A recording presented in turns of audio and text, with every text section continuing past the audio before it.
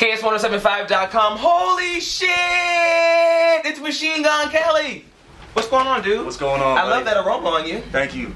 Wait, let me see this lighter. Yeah. What kind of lighter is this? An ex-girlfriend's lighter. Oh, I'm gonna put that back. I'm gonna put that back. Machine Gun Kelly's in town tonight. Why? The Snow Show! Yeah. Snow Show 2017 starring MGK. First of all, fucking congratulations to you. Thank you so much. Thank you. On what? Because I'm celebrating two things today. One. Well, what do you? I'm gonna congratulate you on Bad Things. Thank first you of all. so much. Like this is like what, the biggest hit of your career, right? My career, and it's on my third album, which is so crazy to think about. I'm like, you know, usually the careers are over by the third album. Right. No, absolutely. It feels like absolutely. mine's just beginning. So yes, like, it is. Wow. So was it your idea to put Camila Cabello on the record? And it is Cabello. Cabello. Oh my God, the first dude. Oh my God, Hello. there he Check got me it. out. He got Check it. me out. But you know, we're from the same area. We're from the same hometown. No shit. Camila and I. Yeah. No shit. Camila and Lauren. That's the other girl from. I know that. I'm not that out the loop. Wait, you're from Cuba? No, from wait. Miami. Excuse me, Machine Gun Kelly. Am I from Cuba? Can I pass like I'm? Yeah, that's why. No, literally, I was looking and I was like, I don't want to be that guy. That's like me being like, I was born in Tokyo, and you're like, I mean, maybe, but you just don't. That's why I was like, yeah, no, that's. Okay. Hi, I'm Jeremy from Cuba. So look, Bad Things is in the top 10 on the Billboard Hot 100, right? Yeah. And it's almost, what, to number 1 on the video charts? Almost to number 1. I was talking to Jason Elias the other day. That's my homie. That's my brother. Yeah, fuck yeah, that's what's up. So he was like, yeah, I was just with MGK about a couple weeks ago when you guys were in Miami. You did a rundown there and stuff like that? Yep, that was, well, we actually performed, we had presented her with like the gold plaque for Bad Things. I think I saw that on Instagram. And literally like an hour later, she resigned. The fifth, right? Yeah, the whole thing happened. Yeah. Did you know that was happening? Well, I don't think any of us knew that was happening. Like her included, as far as like that letter being released, because we were all together, and it was like a shock. Like everyone was like, "Oh shit!" And then not just that, but it was a firestorm of letters from her and her camp, and then them and their camp, and then so on and so forth. Right. But anyway, you snagged her up right before she goes solo and whatnot. On her, are you going to be on her record or anything? That'd be great. Yeah, I'd love to do something like that. Camilla, put him on your record, okay? Okay, let's go back for a little bit. I keep touching you. I have a habit of touching people. Don't get freaked out. Please don't get freaked out. I don't want you to kick my ass afterwards. Now listen, I am so pissed because I was such a huge show of roadies.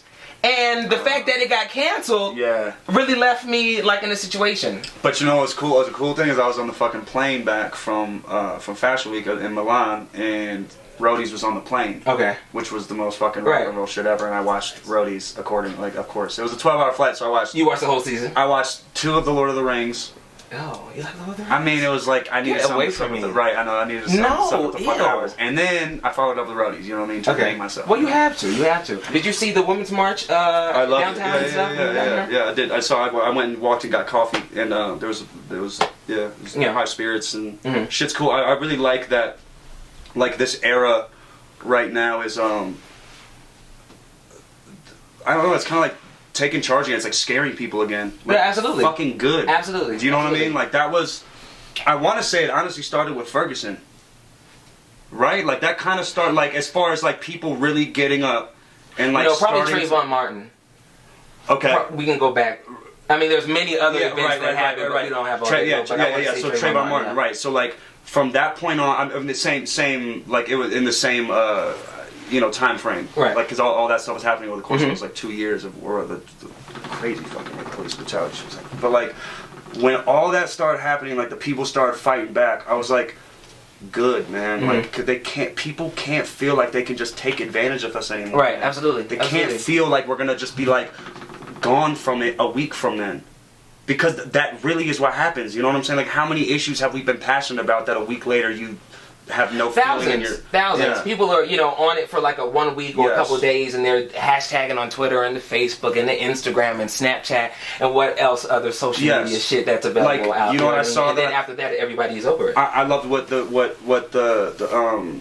the community did to Mike Pence's house. Oh, with the LGBT, look at me, the gay people, gay brothers and sisters going out to his house in DC. I thought that was fucking phenomenal, man. It needs to be every day. It needs to be, like, you need to stand up for what you believe in, you need to fight for those issues, and you need to do something out of the norm, man, and you gotta put the fear of God in these motherfuckers. Absolutely. They need to know that we're not to be fucked with. They need to know that, like, it's a different fucking time, man. You gotta leave all that shit in the past, change your fucking act up, know that we're not accepting that bullshit anymore. You can't just, we don't rely on a TV anymore, right? So like in a sense of back in the day, they could brainwash us because our only source of information was a black and white newspaper and a fucking TV. So like nowadays, I just know there's too many goddamn sources. I can go to fucking WikiLeaks and read in print why I should not give any loyalty to this system at all. You know what I mean? Because so I love what's happening right now. I encourage it to keep happening. For more and more issues, and I don't know. So you have children. Yes. You have a boy. I have a girl. I have one. How would you explain to her the events that took place today with the Women's March all over the world and the situation that took place yesterday with that tyrant? When she gets older, as she matures, how would you, or how do you think you will explain it to her? Kid gloves, no kid gloves. You want to give it to her raw and say, I always give it to. Yeah, I mean, even when she's around me, she just gets me. Because she got to, because I was sheltered my entire life, and I grew up wanting to break out of the fucking shelter, and I went left for a long time. Like I came back and turned into this, which is, I feel like I turned into a decent man, but I think so. It took me a while though. Even when I go back, you're grown up. You're a bit more mature now. From the first time I saw you, which was ages ago. And now, you seem like, you're a bona fide star now in terms of, music and movies and stuff. You got a new movie coming out with Emma Roberts, and who else is in the movie? Oh, it came out, but it was the movie of the summer. Apparently you missed it, but you would like. Oh, apparently I did. It was the movie of the summer, but it's called Nerve. I didn't see it. Okay. Can you provide me with a screener or something? Yeah, 100%. We can walk down this. We can walk.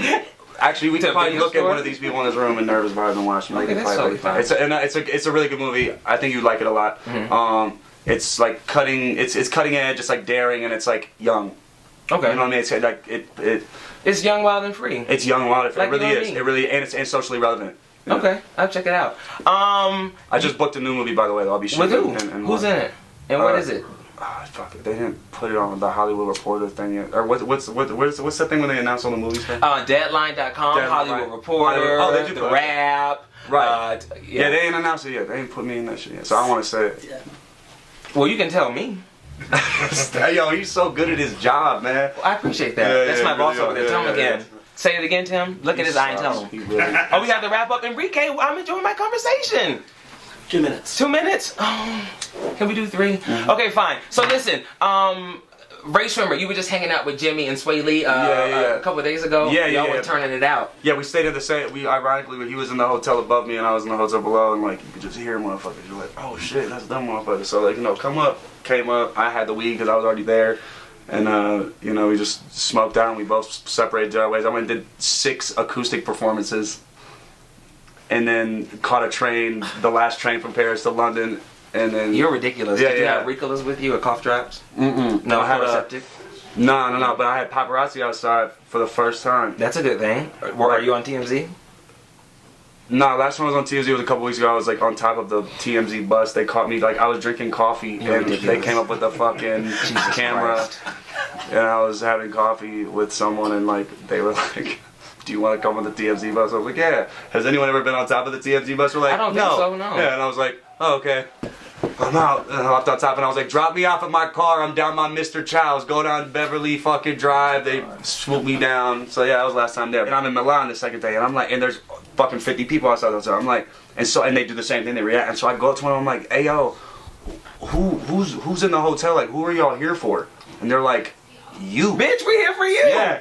I'm not into people that aren't creative anymore, man. I'm over it. You know what I'm saying? So they're boring. Yeah, man. I'm it's whatever, man. We've been doing the same shit for years. Y'all want to still keep doing this shit? Fuck out of here. So I'm just really into just